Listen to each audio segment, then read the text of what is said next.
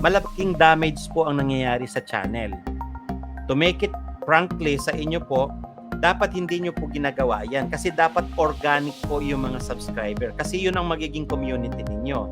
Dahil sa sobrang higpit ni YouTube this 2023, lahat po ng mga spam subscription o yung mga non-validated channel na nagsasubscribe dyan sa channel ninyo, automatic niya pong tinatanggal. Okay? So, plus and minus, gagastos lang po kayo dyan. Sayang yung gagastusin ninyo. Hindi po kayo magkakaroon ng community. Kaya mahirapan po yung revenue ng channel ninyo. Kagaya na nagdagdag dito ng 1,000 pero yung views 319. Questionable ka agad yan kay YouTube algorithm. Okay? So, ang gagawin ni YouTube, kukwestiyonin niya lahat na nag-subscribe na 1,100. Kaya yung 600 doon, tinanggal niya automatically kasi they are non-verified channel. Tapos nagdagdag pa siya ng 400 nung Tuesday. So natanggal 1,000 kaagad doon sa 1,100. Natira 100 na lang. Nagdagdag naman kayo ng 700. Nagbawas naman siya ng 100, 300, 200. So walang hinto po yan.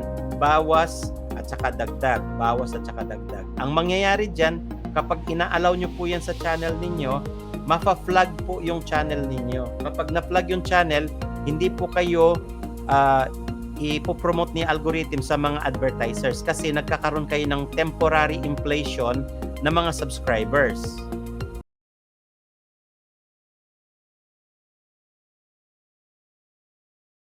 Okay, so yan na po Papaano po ba kayo magkaroon ng tamang subscriber? Yung organic. Tulad po itong isang kliyente ko. Ito, isang client ko po, si Ate Reg. Okay? Na-flag po yung channel nito dati Na-flag pero nagawa namin ng paraan. Dati, nasa 36,000 yung kanyang subscriber. Tapos biglang-bigla po na-drop dahil sa sobrang dami na mga spam subscription kasi binus nila yung subscriber niya. Ngayon, ang ginawa namin para matakpan yung mga lost na subscriber, nagpa-customize ito ng channel sa akin tapos nag-testing kami ng viral video. And then, what happened is, yun nga po, nakapagpa-viral kami ng 3 video. Ito po, 3 video. Ayan po siya. 700,000, 500,000, and 38,000. So, dahil dyan, nagkaroon po siya ng mga organic subscriber. Pakita ko po sa inyo, Okay. So, dito, yung sa kanyang community. Okay, sa analytics niya, tingnan nyo po hanggang ngayon nagtitrending pa siya dahil doon sa mga video nito. Subscriber na nadagdag sa kanya ngayong buwan, 1,100. Pero, ang pinaka-dami po ng kanyang subscriber na nakuha dito sa video na short video na to. Okay. Dahil sa isang short video po, ayan, na-replenish po yung mga nalaga sa kanya. 1,400 subscriber po ang nadagdag. Organic po yan kasi nanggaling siya sa viral video.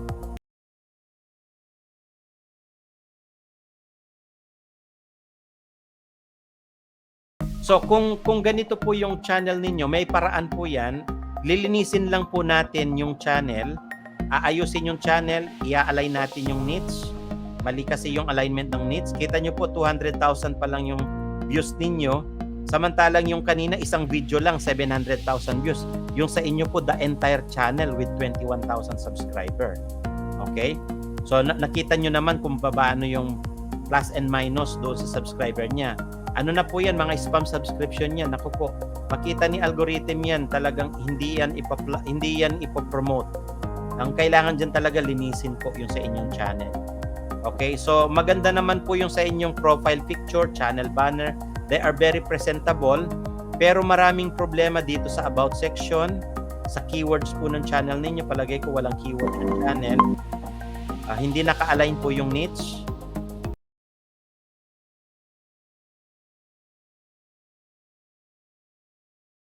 Tapos may mga magaganda po yung sa inyong mga thumbnail. Ang against lang po ako sa thumbnail kapag hindi mabasa yung mga nakasulat. Katulad po nito, hindi masyadong mabasa. Okay, dahil maliliit yung letters. Tapos hindi siya color nag-opposite color. Buti pa itong luxury versus designer, okay yun kasi nababasa. Pero yung tulad nito, hindi siya nababasa kasi pangit yung color combination, no? At saka dito, in-stretch pa yung mga letters. So, ano po yung saysay nung ganyan kapag hindi siya nababasa? Di ba parang dinumihan nyo lang yung thumbnail? So, dapat po nababasa ng maayos yung inyong mga thumbnail. Okay. Mas mainam nga, wala na kayong isulat doon eh. Pakita nyo lang kung ano yung highlights na picture doon sa inyong mga thumbnail.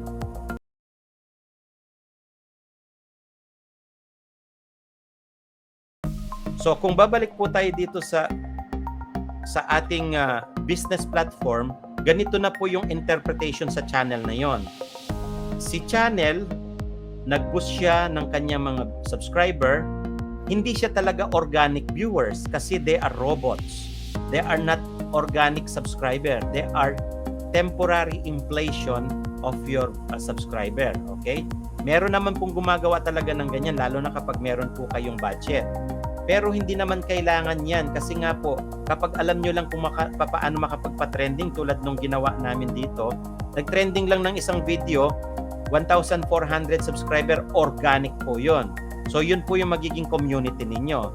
So ngayon makikita yan ni advertiser.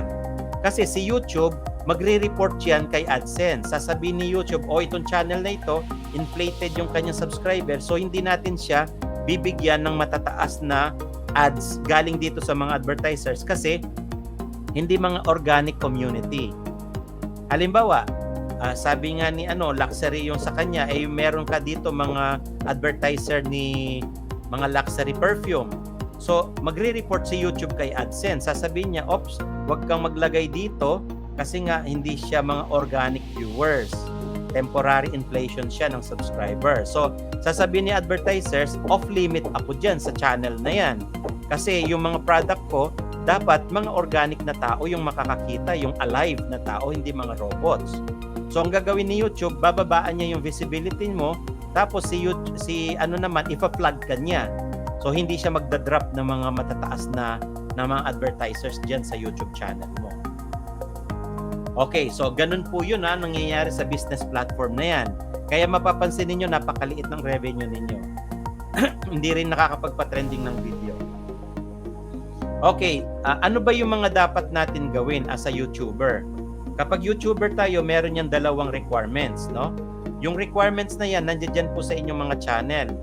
Customize channel and manage your video. Tulad po dito, let me go back to this channel. Okay, nakasulat po dyan, ayan customize channel and then manage your video. Okay, nandiyan yan naka-align sa inyong mga YouTube, no? Kapag sinabing channel customization, tulad nung pinakita natin sa channel ni host kanina, naka-customize na kasi yung channel ni host. Kaya magkakaroon siya ngayon ng organic viewers at saka organic subscriber kasi napopromote na ni algorithm ng tama yung sa kanyang mga videos, no? So automatic na yan, pakunti-kunti yan, mapapansin nyo host, nagkakaroon ka ng views sa YouTube Shorts mo, tapos magkakaroon siya ng organic subscriber. Nasaan ba kita dyan? Kasi shinare ko na dito kanina nung wala ka pa. Kasi noon kailangan kong magkaroon ng sa shorts video ko noon. Kailangan kong magkaroon ng 30,000 views para may mga dumikit. Ngayon 500 views lang, may mga dumidikit siya. May dumidikit na, kasi napopromote na talaga siya. Yes. Tapos nagme-message sila talaga, nagme-message sila talaga nagchat-chat sila, 'di ba? Nagdidikit sila sa akin. So, talagang tao sila, hindi sila robot. So, yun po ang kagandahan ng mga na-customize na channel. Nagkakaroon ng engagement sa mga real people. Ngayon makikita ni YouTube yan sasabihin, this channel is a vlogs channel. Ito nga yung Reynold Vizcara Vlogs. Ano siya? YouTuber siya na personal vlog or lifestyle vlog.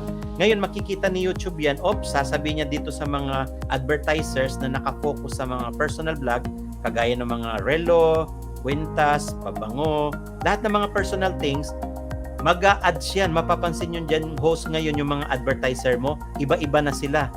Hindi na sila mga pagkain lang, iba-iba na yung papasok na mga nag-a-ads.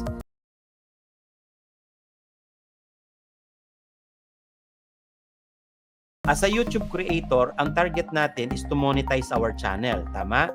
If your channel is being monetized, ano na po ang susunod ninyo? Karamihan sa mga Filipino vloggers and live streamer, pagkatapos ma-monetize ng channel, nagla-live stream. Nagpapa-gaming, nagpapa-singing, nagpapa-raffle, nagpapa-bingo, nagpapa-race. Sa palagay nyo po ba, anong mga advertisers ang magkakagusto sa mga ganong klaseng content? Remember, we are focusing yung channel natin sa mga advertisers, tama? Para yung product nila ma-promote at kumita yung channel natin. So kung ang ginagawa natin sa channel natin ay puro live streaming, wala nang niche, wala nang original video na mapapanood ng mga viewers natin, wala naman ipopromote si YouTube dito sa advertisers. Kasi nga puro live stream ka. Ang live stream po pagkatapos niyan wala nang nanonood eh. So common sense na yan kay YouTube at AdSense. Pag natapos na yung live stream ng mga popular na tao tulad natin, tulad ko, hindi rin po ako popular. So hindi na yan maglalagay ng ng malaking ads diyan sa mga videos na yan. So dead video na kaagad yon. So kaya nga ang sinasuggest namin, gumawa kayo ng niche na channel. Kagaya nung ginawa namin kay host, yung kinonvert namin yung channel niya from live streaming tapos nag-concentrate siya doon sa kanyang niche. So ang live streaming niya ngayon nasa ilang percentage na lang, nasa 30% na lang live streaming niya. Ang majority ng kanyang content ngayon ay all about lifestyle vlog, health and fitness kasi nurse po siya. So yun ang declaration. Kaya mas maganda po ngayon yung trajectory ng channel niya kumpara dati, di ba? Medyo magulo yung channel. Pero ngayon meron na siyang playlist, sa playlist niya nandoon na yung niche ng channel niya.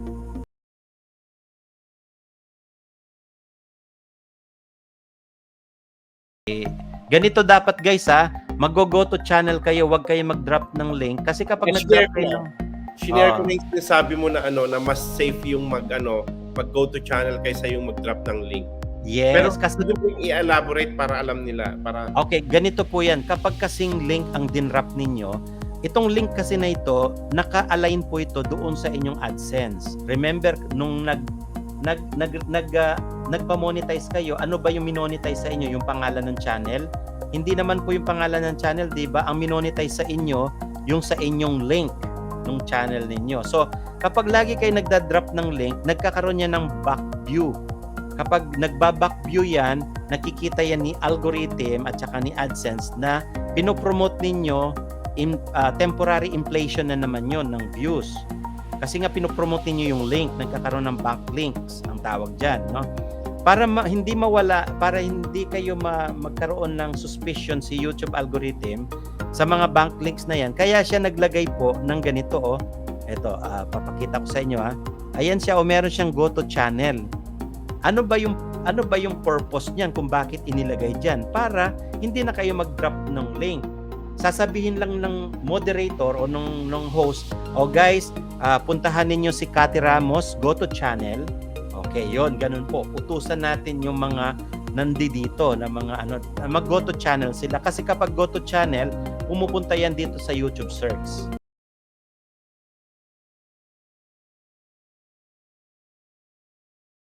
Sa short videos. Guys, mag-ingat kayo sa mga ganitong klaseng video, lalo na kapag hindi kayo marunong gumamit ng mga angle sa pagbibideo, baka ma-flag po yung sa inyong channel. Kasi fabricated videos po yan ang tawag dyan. Ibig sabihin, yung mga materials na ginagamit ninyo, repeated po siya. Nagre-repeat kayo ng mga materials na ginagamit.